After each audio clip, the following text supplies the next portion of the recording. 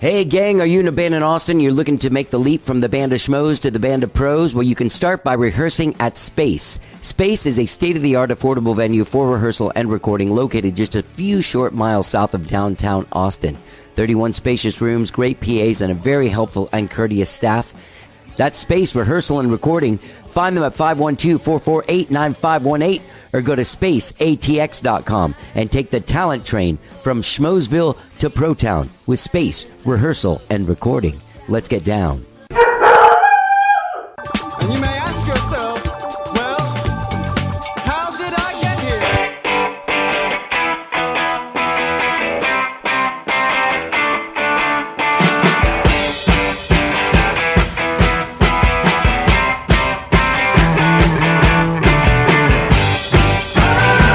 It's time for How Did I Get Here? And now here is your host, When we talked, All right. Hello, I'm Johnny. I'm your host. Welcome to the show. I hope you guys have all had a good weekend. I had a good weekend. I did. I got back to work with Skyrocket on Saturday. We had the kind of gig that was close enough and had enough space between sound check and the gig where I didn't really need to get a dog walker or take Rosie somewhere to spend the night. So that worked out really, really great. Although I will say Rosie was fired up and ready to go when I got home at 12:30. And we ended up staying up till about 4 in the morning, just playing and messing around. Sunday, slayed around all day. We went on a couple of good walks. And otherwise, I was tired from that show. I'll tell you, man, those shows are long, man. Played a straight 3-hour show, you know, where it's a high-energy cover band playing this fundraiser for a school. And you got to bring the party when you go to that shit. Half of the most exhausting thing is smiling like that for 3 hours straight. But the energy, the dancing, the singing, the playing, the switching instruments, the movement, the load in, the load out, it was at Four Seasons, and it has a complicated load in and load out. You have to load in at one part of the building, so you have to park in a different place, so you have to, you know what I mean? If you play music, you know, and if you play private events or you play in places that have long, weird load-ins that aren't just clubs, that part can be a little bit exhausting. But anyway, it was a great show. It was a good time. It was a good weekend. I want to thank everyone who's been writing in and asking about Rosie's cut on her side. It's getting better. It is. It's healing up. I've been using the stuff. She's not been licking it. She's actually been really good about not licking it. She's still wearing a t-shirt, which is pretty funny. You can go on my Instagram and see photos of her there. Hey, gang, I did want to say, I know we've got probably a lot of new listeners today. I've got somebody, a Brooklyn-based artist who's amazing. I will tell you all about her in just a moment. But I just want to let you guys know, welcome to the show. My name is Johnny Gowdy. I'm a musician that lives in Austin, Texas. I've been doing this music thing for a long time. And I started a podcast in 2011 where I wanted to sit down and talk to musicians. And I put out usually 2 shows a week, every Tuesday and every Friday. This week we're doing 3 shows a week, Monday, Wednesday, and Friday. Great people, mostly Austin-based artists. But this week we're really, you know, we've got all people that are not necessarily from Austin. The guy on Friday, big show.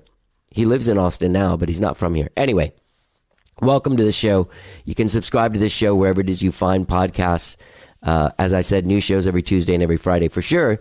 If not, sometimes 3 days a week like this week. You can follow us on Facebook. How Did I Get Here? On Facebook, you'll see photos of the guests and me. You can kind of go through there and see it. I put out 1,150. This is episode 1159. 1,159 episodes I put out. So there's a lot on here. I mean, people like Styx, Ray Wiley Hubbard, two bands you haven't heard of who are just coming up here in Austin. All kinds of conversations.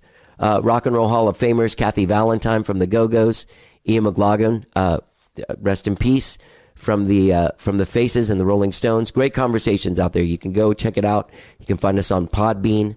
You can find us, as I said, wherever it is you stream or download podcasts. Okay? Thank you for listening to the show, and welcome to the show. Gang, I have a great show for you today. Brooklyn-based songwriter, singer-songwriter, Becca Stevens is on the show. Now, Becca's last album, Wonder Bloom, that came out in 2020, was nominated last year for a Grammy. And about 9 years ago, she started collaborating with string arrangers that wanted to do like string arrangements of her songs and like do them in kind of a chamber way with like a string quartet and her singing, as opposed to the normal sort of like way that she executes her songs, which you can find on Wonderbloom. Fantastic record, by the way. Anyway, she collaborated with Attica Quartet, and they have released just this last Friday, April 22nd, Becca Stevens, Attica Quartet. Fantastic album. Absolutely gorgeous. Now, it has been 9 years since she's been working on this record, and it has been a journey that led her to meeting her husband, Nathan Schramm, who's a string arranger and violinist, who also is really awesome and has a nonprofit called Music Cambia, which is brings music education to prisons. You can look into that further. Anyway, sorry, back to Becca Stevens' Attica Quartet. For each song, it has the accompaniment is transformed and reimagined by a different arranger, Timo Andres, Liam Robinson, Michael Ippolito, Stephen Prustman, her husband, Nathan Schramm, her father, Bill Stevens, and her brother, William Stevens, who also co-produced the album. So this is a whole family affair. And just a fantastic songwriter, great musician. She also played with the band Snarky Puppy. You might remember back in 2020. I had the great keyboard player Bobby Sparks on here from Snarky Puppy. We ended up talking about that. Turns out he played on her Grammy-nominated album, Wonderbloom. Anyway, so she's here talking about basically her life, her career, what she's done, but promoting the record Becca Stevens' Attica Quartet, which is available now wherever it is you stream and download your music. You can find her at beccastevens.com. And without further ado, please enjoy my conversation with this amazing artist, Becca Stevens. Let's get down.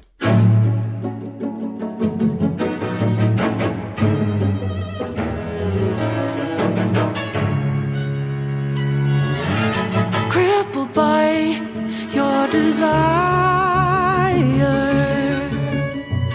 to cut the race and lose your way. You focus on how to hide out, denying you. Man, can I ask you this one thing? I think we might know somebody. We have somebody in common. In common. Hey, is that Nathan? Oh, wow. That's Nathan. You want to say hi to Nathan? Hi, Nathan. Hey there. Hi. And Willamea. Willamea? We just made Willamea, yeah. Willamea, congratulations. Thank you. Yeah. You want to ask her any questions? I would. How old is she? 1 month. 1 month tomorrow. Wow, congratulations. She's fresh. Man, you had a baby and you're back just at it. Like Yeah, old-timey ladies working in the fields. Heck Have the yeah. baby, get back out there and get back in the fields. Start doing press again. Becca, it's time. Okay, so the person we might know, do you know Bobby Sparks, who played with Snarky Puppy? Absolutely. Yeah, he was just on my show like a year and a half I love ago. Bobby. Me too. Nice. Yeah. Yeah, Bobby is awesome. Actually, Such a great musician and an amazing human. he's one of the only people that I interviewed in person during 2020, during the pandemic. Really? Yeah. He wasn't having it. So he lives... He lives in Dallas. I Oh, think. really? Yeah, he came down here for a show with a friend of mine, and the friend of mine was like, "You got to get this guy on your show. Like he will blow your mind. He's a great hang." And he was. I got to spend the whole day with him and watch him play from 5 feet away, Aw. which I'm sure you've done. Yeah, I mean, he played on Wonderbloom on my most recent record, but Yeah. he sent his tracks in from home, so I didn't actually see him playing the parts, but I've watched him play with Snarky Puppy a dozen times. Yeah. Hey, congratulations on that. Yeah. I went and listened to that record, Wonderbloom, even though you're here to talk about Becca Stevens' Attica Quartet, which is a gorgeous album as well. I want to just touch on Wonderbloom. Thank you. So that was your first Grammy nomination.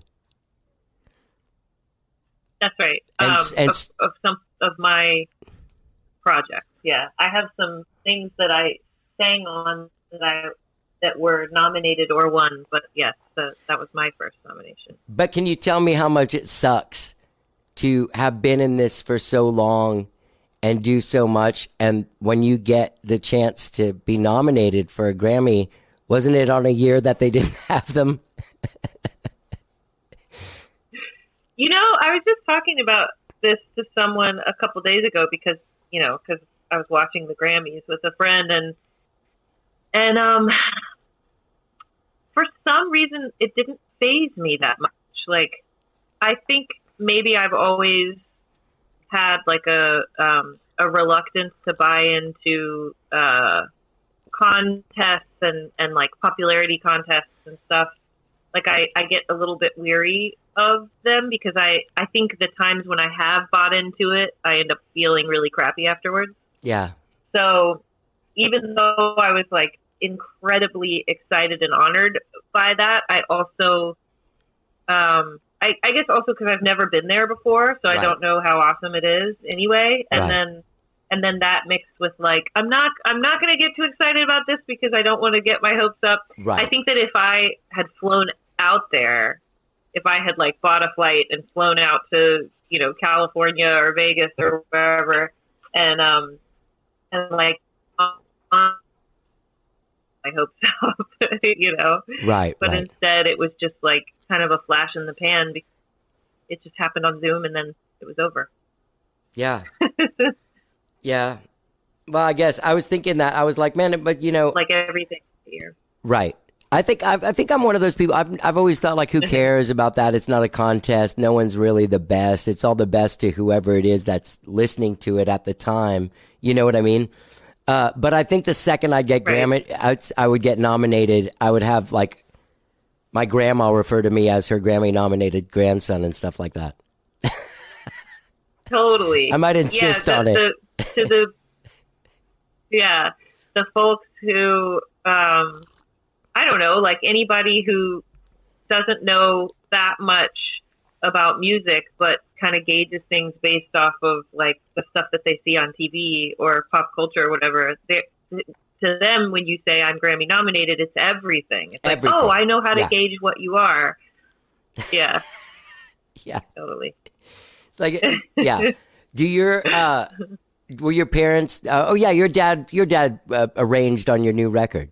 So they're into it. That's right. Yeah. All right, so my dad is also a Oh, go ahead. No, go ahead, please.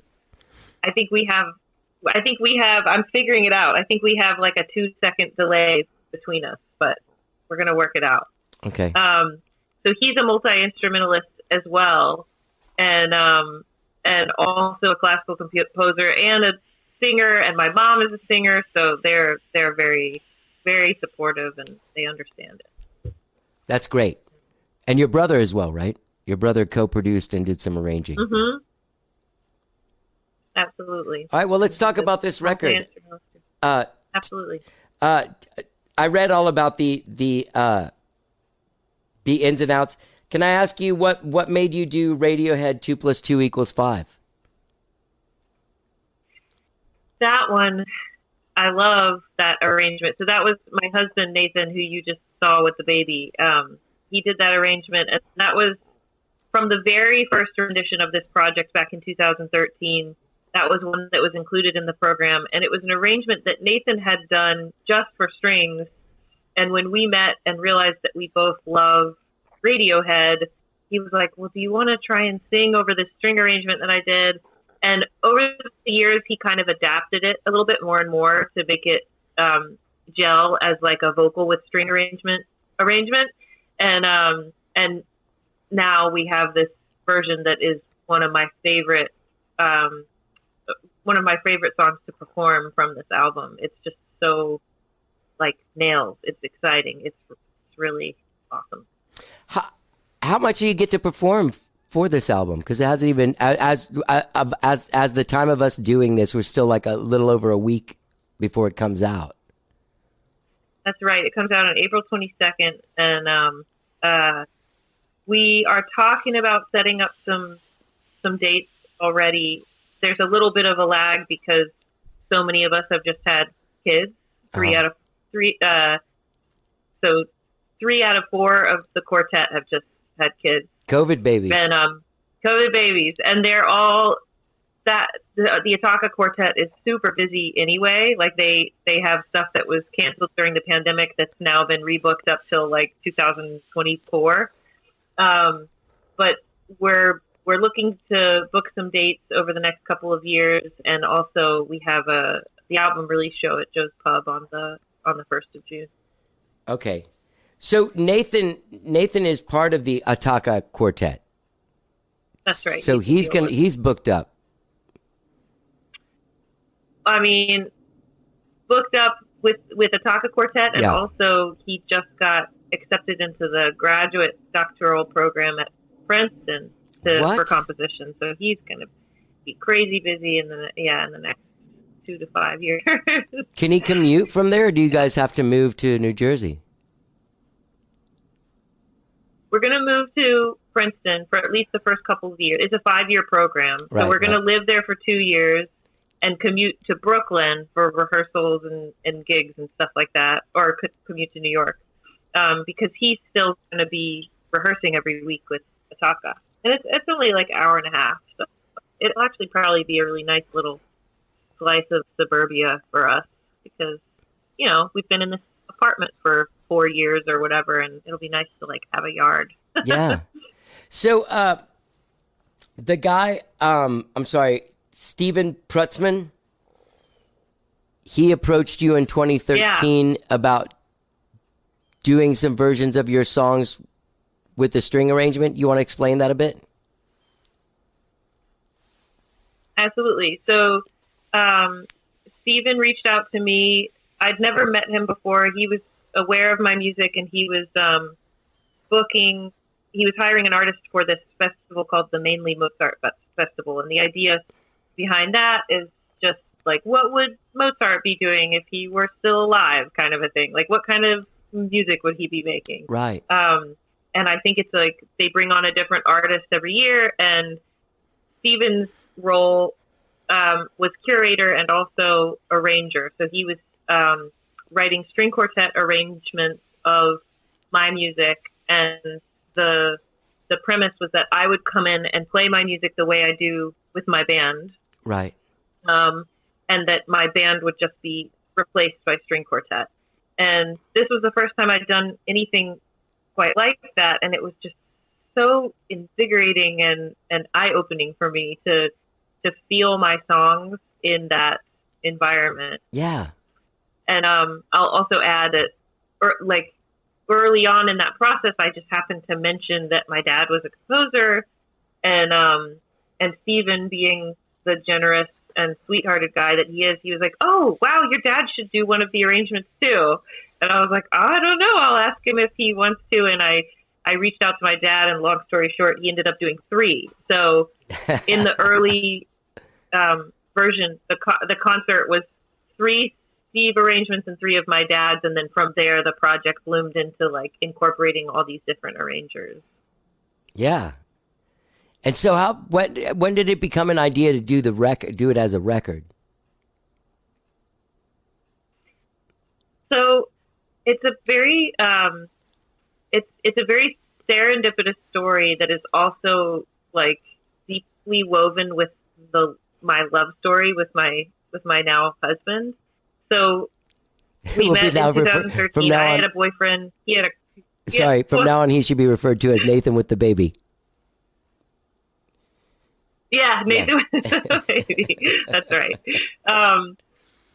So on that first gig, I had a boyfriend. He, as he tells it, he had a crush on me. And then a couple months later, maybe 3 months later, my boyfriend and I broke up, and Nate took me out on a date. We actually went to an Atoms for Peace concert, Tom York's project with Lee, and it's like so we went and saw that at Barclay Center. We went on a few dates, and I was fresh out of this relationship and just like I had my head in a different place, and it didn't work out. And then a year later, this crazy serendipitous occurrence happened where my brother met a cellist, and they wanted to do a bartering thing where the cellist would record at my brother's studio for free if Bill could also use the cellist to acquire a string quartet to record some of his music. And it just so happened that the cellist was friends with Nathan, and that Nathan ended up at my brother's studio in Winston-Salem, and my brother hired me to sing his music with this string quartet. Oh. This music being my music. Yeah. And sort of like the revamp of the project that happened in 2013. So that was when my now husband Nathan with the baby met my dad and my brother, and our romance rekindled, and we kind of fell in love on that trip, and the rest is history. Wow. So that was the first version of the project. We recorded it then, but so much time passed between that recording and when we were like, okay, let's really turn this into a record, that we ended up re-recording it with Ataka like 3 years later or something like that. And so wait, you recorded it 3 years. So when was it recorded then? 2018? 2019? I think it was like, we met in 13. The first version we recorded was 15. And then I think the next version was 18 or 19. And, finished it in 2000. Yeah, I think it was 18. We finished it in 2020. And now we're putting it out in 2022. Okay. So it's been quite a journey. How do you classify this record? That's a good question. Thank you. Johnny, how do you classify? I would say, you go first. In some ways, in the idea of what it is, it's the same as like Metallica and the symphony, right? Except you're not playing anything on it, right? You're just singing. No, I'm playing all the guitars on it. Oh, okay, you are. Okay. All right. So yeah, it's like so that. all the guitars and stringed instruments. Oh, ukulele, guitar, and charango. Yeah. I mean, to me, it would be like so just like Metallica. Yeah. I don't know how I would classify it, but you know what? I did get some stuff off of you, listening to it. Are you a Kate Bush fan? What's that? I love Kate Bush. Yeah. There's a. I love her, and there's some strings in her music sometimes. Sure. There's something about her and like Joni Mitchell. There's like hints of that in your songs. Hell yeah, I love me some Joni and Kate Bush. When I was younger, I was really into Tori Amos before I was aware of Kate Bush, and I'm pretty sure she's coming out of Kate Bush world. But I guess I would say it's like songwriter, folk pop meets new like classical music, like contemporary classical. I don't know. What about? I mean, that's like like a string quartet interpretation of a folk pop person. I guess that's a genre, right? Yeah. Yeah.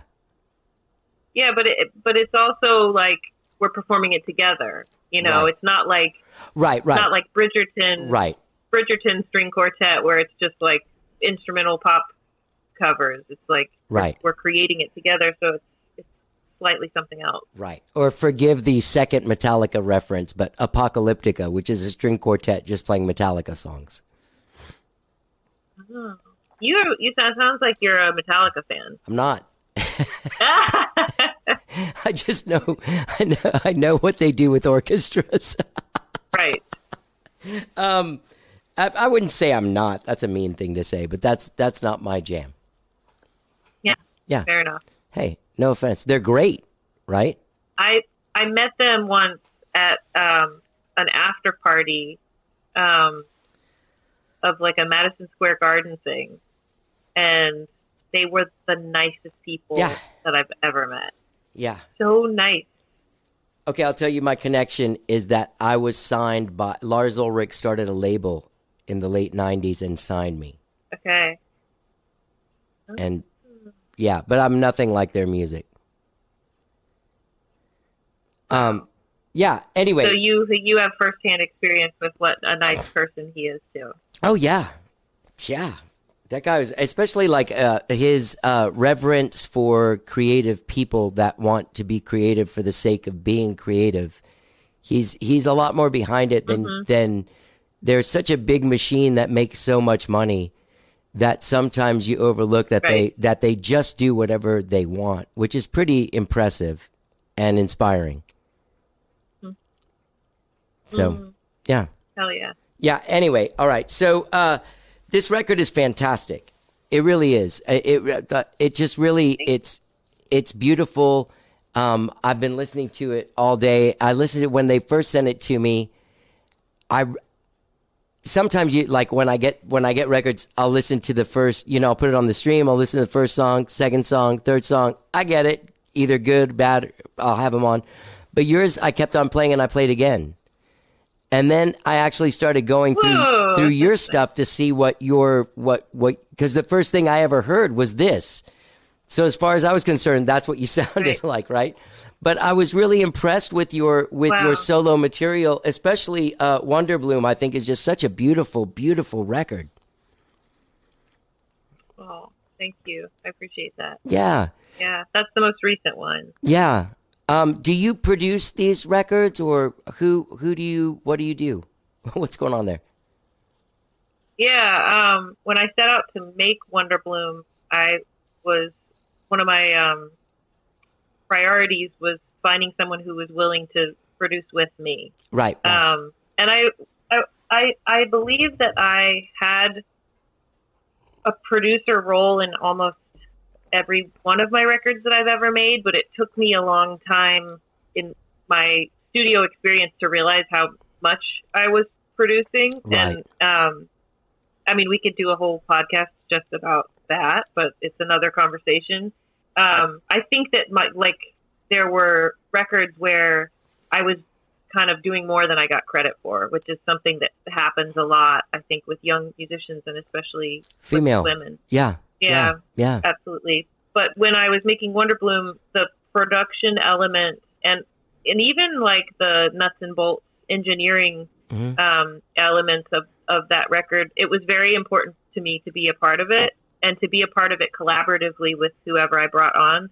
And Nick Hard was the perfect person to do that with because he's just absolutely 0% ego. And he comes in to get the job done and do it well. And he's very generous with his knowledge as well. So I learned a lot about engineering on that record. And it was very much like a team vision on even a lot of the elements of the mixing as well. I would sit with him and we'd try different automated panning and reverbs and formant and all kinds of stuff. Like we were like kids in a candy shop, basically just having fun and taking however long it took, There's nothing more satisfying than that, Like I love performing and I love, it's very natural to me to entertain, I'm sure it is for you too,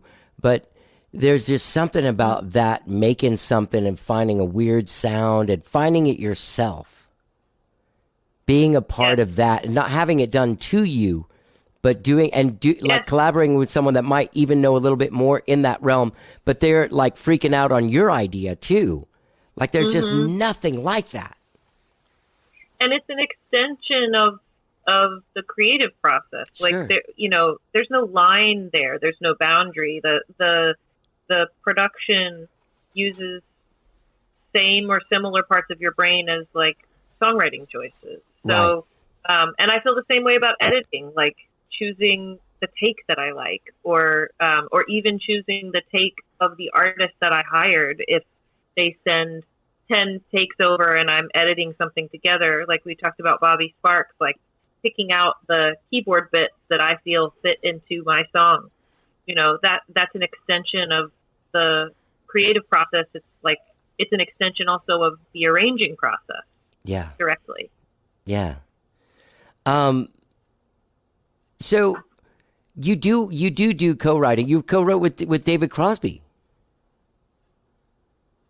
That's right. I've done a few. Holy shit, actually, man! At this point, I've done a lot of.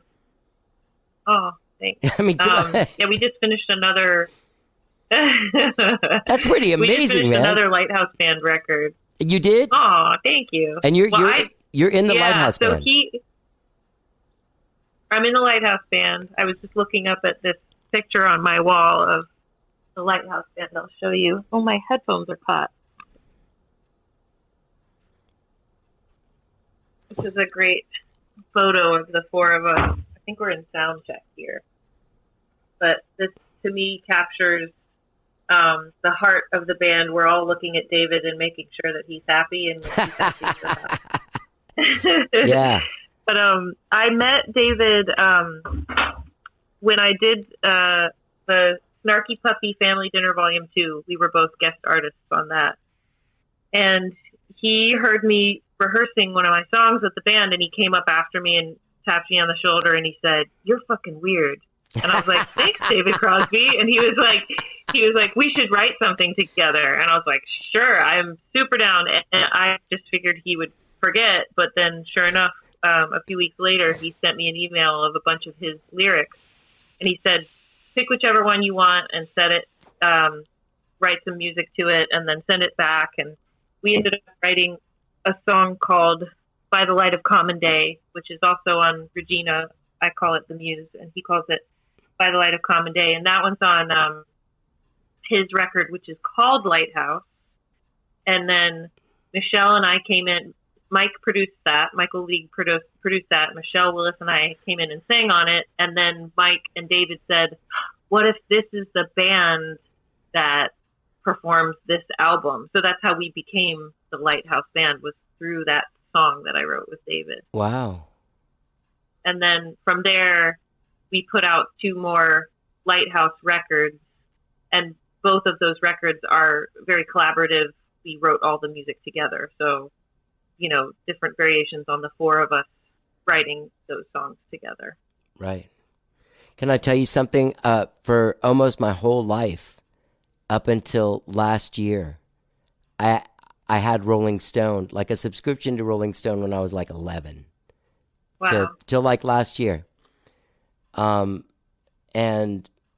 the thing I miss most about it is his column. Oh, It is. Because by the time I was getting rid of it, I was like, look, this is the only thing I really care about when it comes anymore. Is this one thing that I can find online and read it anyway. So. Well, now all you have to do is follow him on Twitter, and you get. Yeah, I do follow him on Twitter. Joy, right? Totally. Did you grow up listening to him? Like, did you grow up? Like, No. You didn't? Okay. Because it would have been a whole different, like, my mom was so into them. Like, if I would have gotten that gig, like, my mom would have insisted that she come along on the road and shit like that. You know what I mean? It's a point of contention and humor in our relationship because, I just, I joke with him that I just think of him as this cranky old man. I mean, obviously I don't really think of him that way. He's a dear friend, and I think he's a freaking genius. Yeah. But don't tell him I said that, because I don't want him to know that I think that. But he, early on, I think before I was in the Lighthouse Band, he gave me tickets and backstage access to a Crosby, Stills and Nash concert in New Jersey. And this was like, I don't know, 8. I don't remember how many years ago it was, but it was when they were still playing together. And I remember I was sitting in the audience listening to song after song and going, "Oh, that's who CSNY is. Oh, I know this song. Yeah, I know this one. Oh, yeah. And I mean, it happened like 10 times where I was like putting the pieces together and realizing who this band was. Obviously, Right. I knew who all of those musicians were and what their faces looked like, and but I grew up listening to like weird stuff, like compared to my classmates or my friends or whatever. Nathan, my husband, they had, in the family van, they had 2 CDs in the car, and one of them was Crosby, Stills, Nash and Young. So he grew up listening to David. I think in our car we had Bothy bands, like Irish folk music. We had Zappa, and then we had like Bartok, and then this kind of fusion-y Irish album that was called Mouse Music. A fusion-y Irish album? Yeah, it was like synths and like Gaelic. I mean, it was just like totally bizarre stuff. So, and I think that when you're as famous as David Crosby, and people come up to you wherever you go and say, "Oh my gosh, I worship you," blah blah blah. I think there's like a comfort to being around people who don't treat him like that. I mean, that said, playing with him, my respect for him and just like my revering him just goes up exponentially every time I perform with him, watching him deliver a lyric and sing to people on stage. I mean, he's superhuman. Yeah. Isn't his son in the band or something? Yes. Yes, in the electric band. Oh, okay. So he has two bands, Lighthouse Okay. Music, and then Sky Trails is the electric band. Yeah. All right. So you grew up listening to that kind of crazy music. What was going on outside? Like, were you ever influenced? Like, what did you choose to listen to when it came time to listen to music? Like, what were your things that? Yeah, I mean, as a little girl, I think my first tape or CD. I think I had a tape and then a CD of MC Hammer. I don't know what it was about MC Hammer that spoke to me when I was like 10 years old. It was incredible. That's what it was. Yeah. I think I was when I was like 8 or something. And then when I was 10, I distinctly remember listening to the record that Kiss from a Rose was on repeat, Batman. the Seal record. Wasn't it? Oh, was it on Batman Forever? It was a Batman, yeah. Same one as the U2 one. Oh, right. Yeah. And then I also was rocking, long story short, I was listening to pop music, Right. I was listening to like Mariah Carey and Paul Abdul and Annie Lennox, and I'm just like thinking about my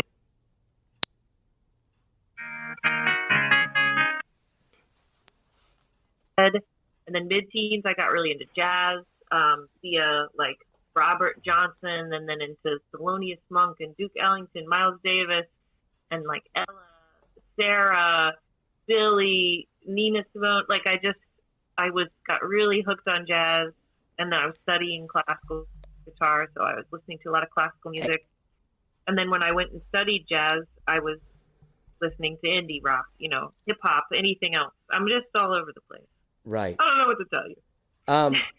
Hey, so when did you hear Tori Amos? My mom actually had one of her CDs. She had Little Earthquakes in her car, and I got hooked on it. Like, I just thought she was the coolest person. Yeah. And then I listened to her all through high school. Now, when did you pick up an instrument? So I would say I first picked up the guitar early teens, like 11 or 12, but I really started to take it very seriously when I was maybe 15 or 16. And I studied guitar when I was 16. I studied classical guitar. Okay. And then you eventually went to the new school for that? No. So I studied classical guitar at North Carolina School of the Arts for 2 years, and then took a year off, and that was when I was like obsessed with jazz, and then went to the new school for voice in the jazz program. Okay. For voice and kind of composition as a side major. What was it about jazz? I might have lost it when you got muted real fast. Was that what you were going into about getting into Ella and all that stuff? Yes. I think I have a tendency to get drawn into things that feel like the antithesis of whatever is around me. And I don't know, maybe that's just like a human nature thing that everybody has, like a grass is greener thing. But right. sorry, you were going to say. No. Yeah, where you're like, for me, it's like I get kind of oversaturated or overstimulated in the thing that I'm focused on. So a perfect example would be like studying classical guitar. Jazz was the antithesis of that. So Right. I'd be working on classical repertoire all day and then sit in my car and be just blown away by the freedom in jazz expression of like these artists that I was drawn to. Right. And then when I was studying jazz at the new school, I got burnt out on jazz, and that's when I was drawn to the simplicity and the production and the like the color of like indie pop and rock and different hip hop artists, and just whatever felt to me like the total opposite of the jazz world that I was immersed in. Even if it was down to like the simplicity of the structure was like Right. pulling my attention, Right. things like that. Having lanes to be in. Mm-hmm. Yeah. Totally. Yeah. And the freedom that structure brings. Sure.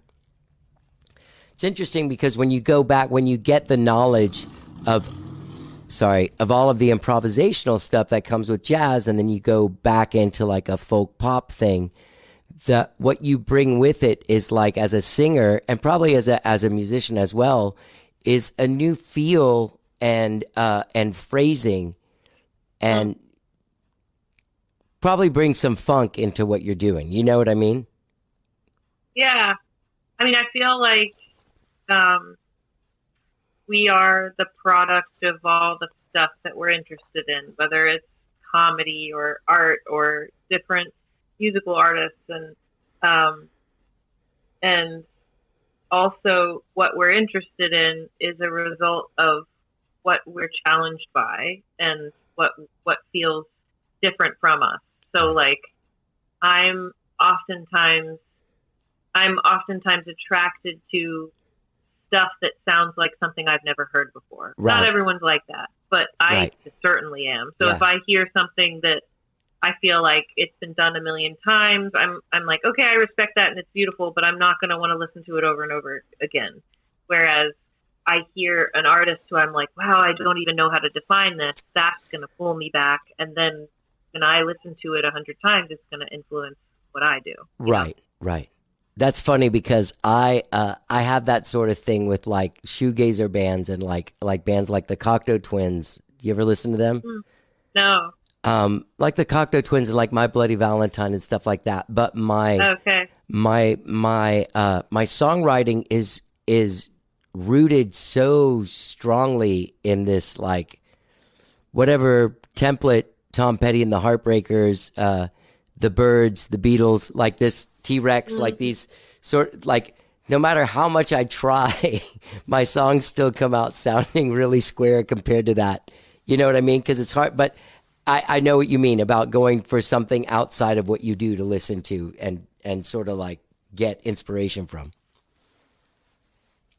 Yeah, to like stretch you, because Yeah. probably to you, your songs sound more square than they are. Like to us, we always kind of blow that stuff out of proportion because our critical mind comes in and freaks us out. Right. So like, yeah, so to even like whatever a person's insecurity might be about their music, you're going to see it 10 times as much as the next part, like as much as more than I would see it, where I'm just like, this isn't square at all. This is totally authentic and unique and very Right.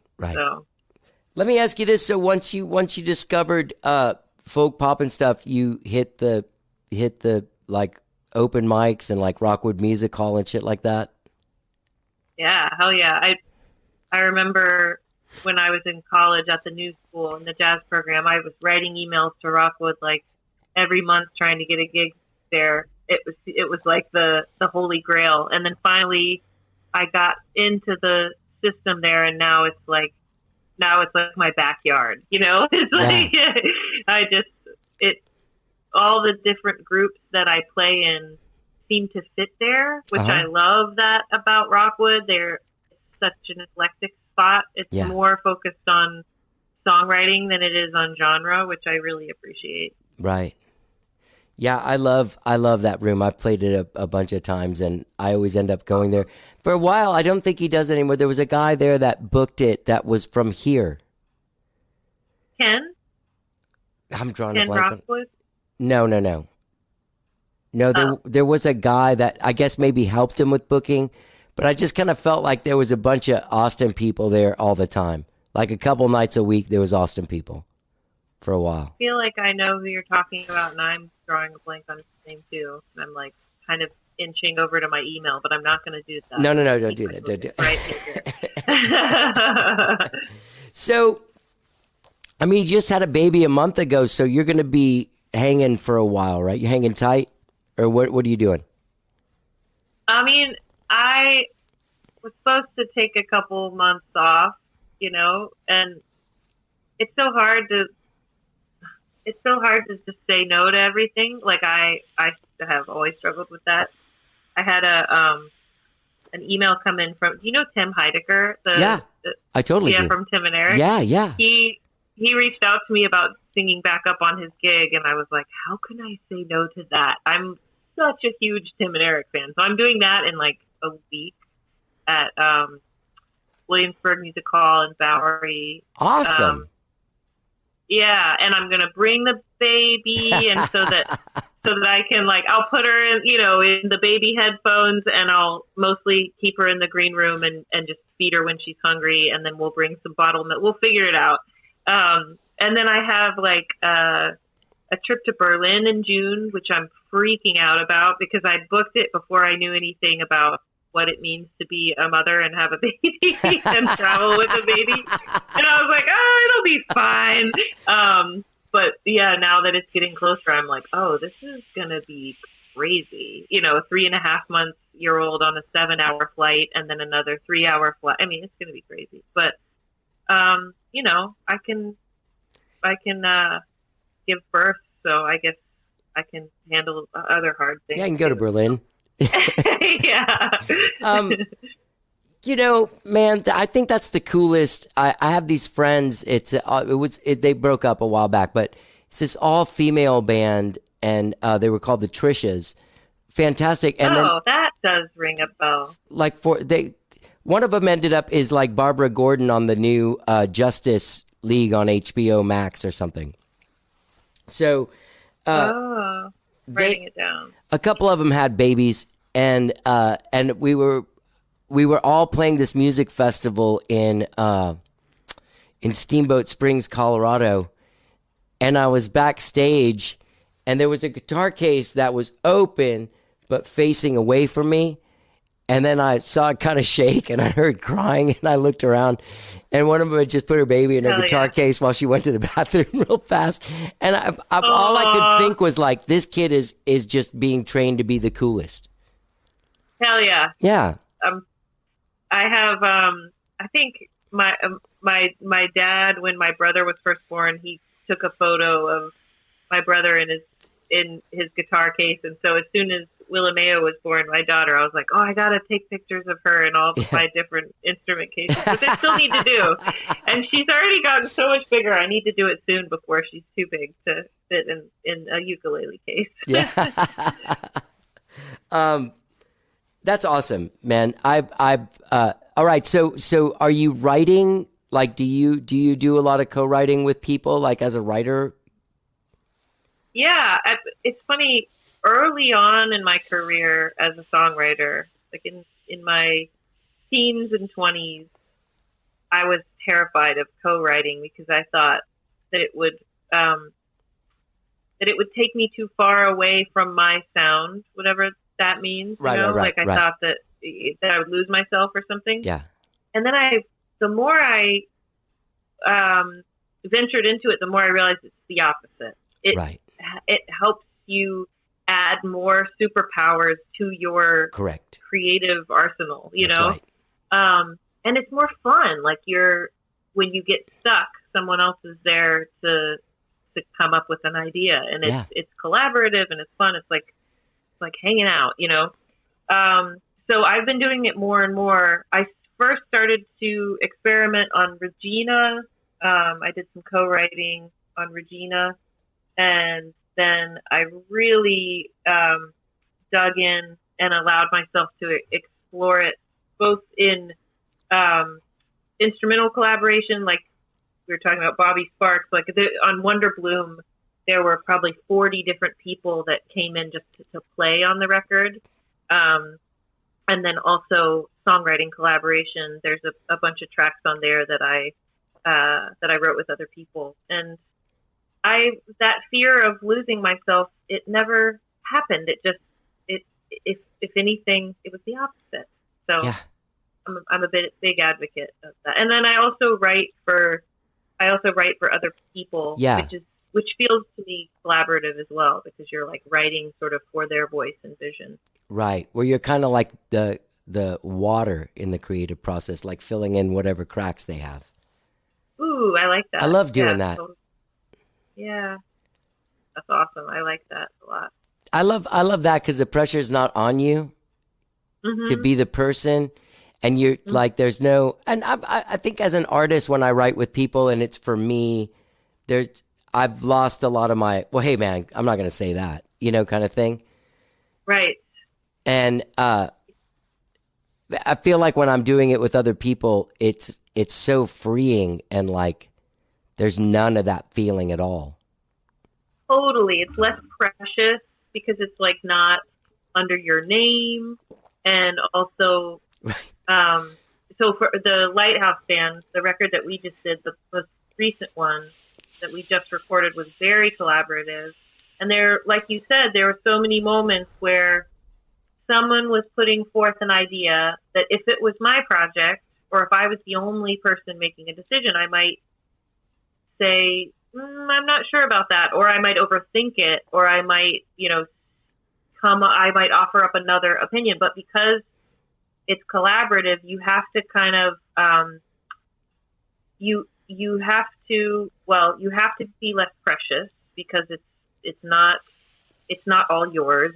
It's not like my precious, this is my very own project, but also you have to let go more, which is such a great muscle to exercise as a songwriter. And then you realize, especially if you're working with people who you like and trust, you realize that what that thing was that you got maybe hung up on for a second, when it comes around, it ends up being better than whatever that other thing was that you wanted to put forth instead of their thing. You're like, oh, this is actually better because I stayed off the dance floor. That's right.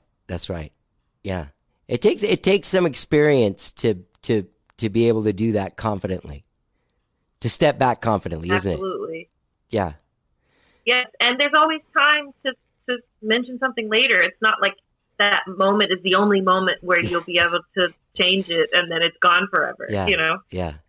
Those are the things that happen when you're young like that you're so like, you have blinders on, and there's nothing better than like maturing creatively to where the blinders just go away and you're just kind of going, and it's so freeing and fun to do.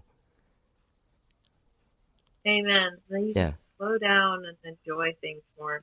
Yeah. Oh, yeah. Seems like you're really in that space as a creative person. Oh, well, trying to be. And I think also teaching, like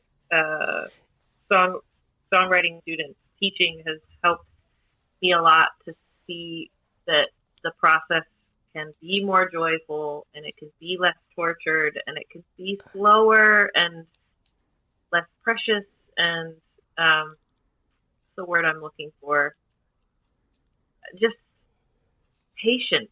Yeah. Like, it doesn't all have to happen in that first moment. I think that when we're grasping, that's when we crush the thing. You know? Right. If you can just be patient and know that more will come if you just keep showing up and like opening up the door and letting the muse come in and deliver things, it'll come. Like, just chill. Yeah. Yeah. I saw that on your website that you teach. People can just sign up, and is it individual classes? I do teach private lessons, but more lately I've been doing these classes that are like 15 people, and there's a curriculum, and it's 5 weeks long. Wow. And I have 3 different versions of that, which originally was supposed to go sequentially, like take 1 and then 2 and then 3. But then I realized it's not really necessary. So you can take them out of order and it still works. Awesome.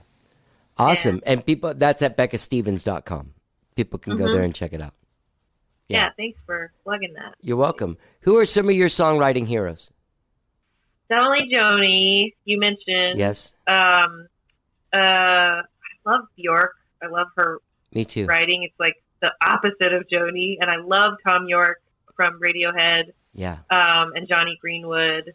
And I love Gillian Welch. And I love Me Elliott too. Smith. Me I too. bet we have a bunch of the same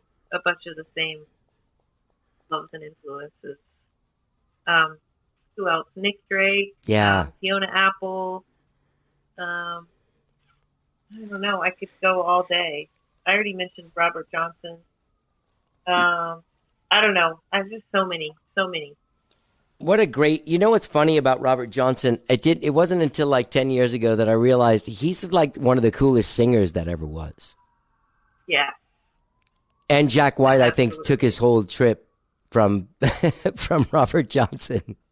Oh, interesting. I never thought about that. Yeah, that weird, he got such a weird like singing style. It's so real and like odd.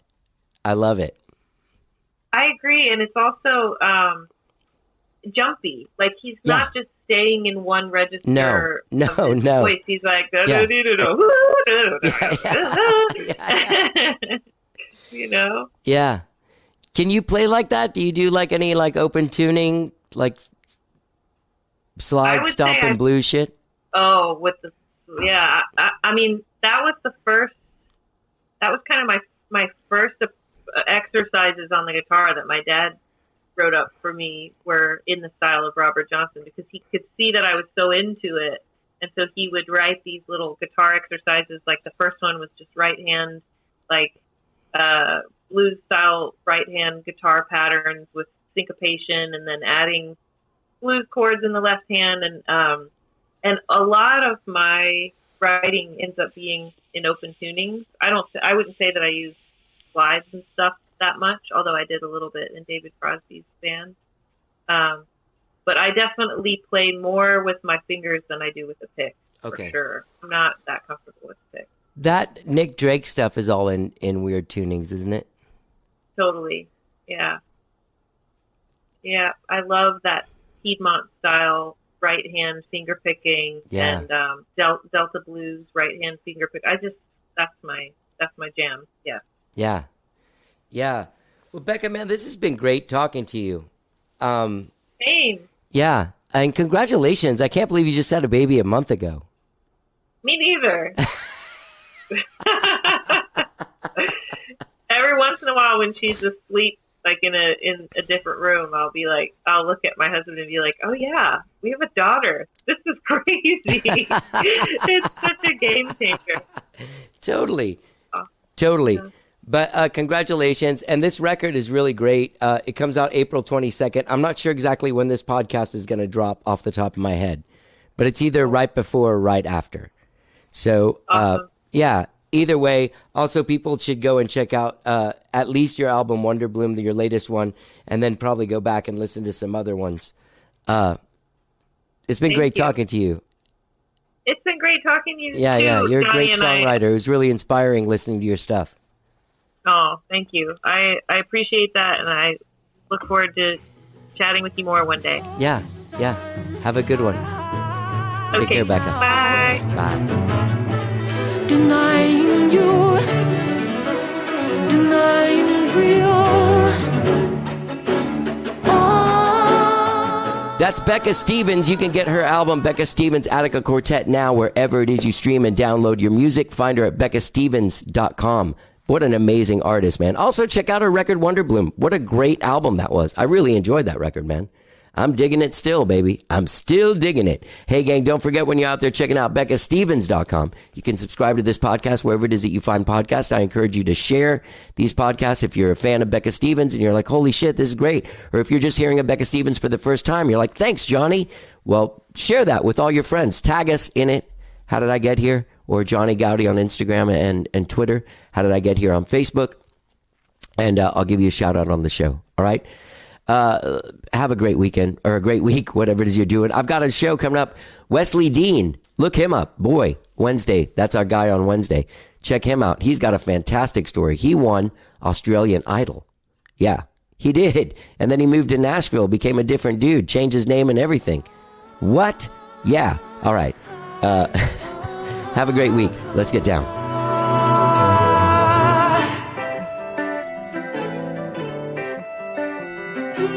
If you can't find relief from the troubles that move you, take a chance and marvel at the heat that's burning everything you knew. If you can't find relief from the troubles that move you, take a chance and marvel at the heat that's burning everything you knew. If you can't find relief from the troubles that move you, take a chance and marvel at the heat that's burning everything.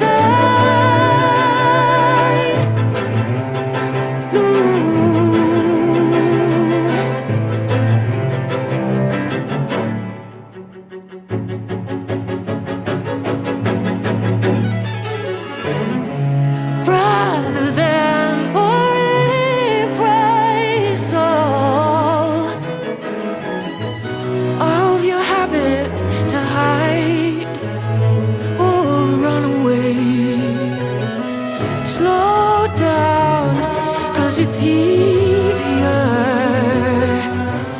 than fighting real, than fighting new, allowing real, allowing you.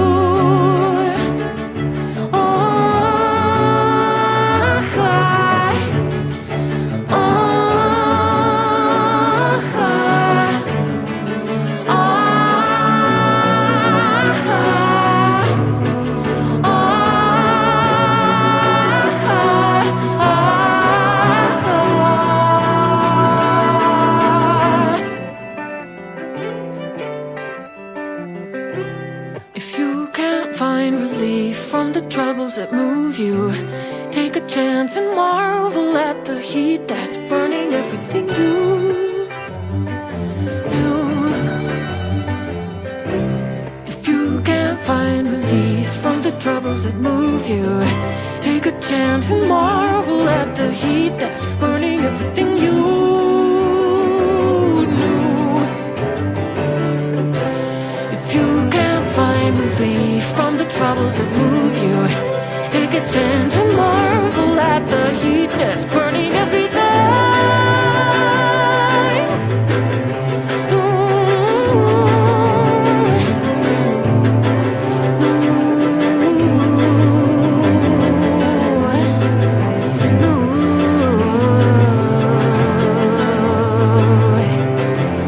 If you can't find something to be happy about, try lifting up the corners of your mouth, and maybe that'll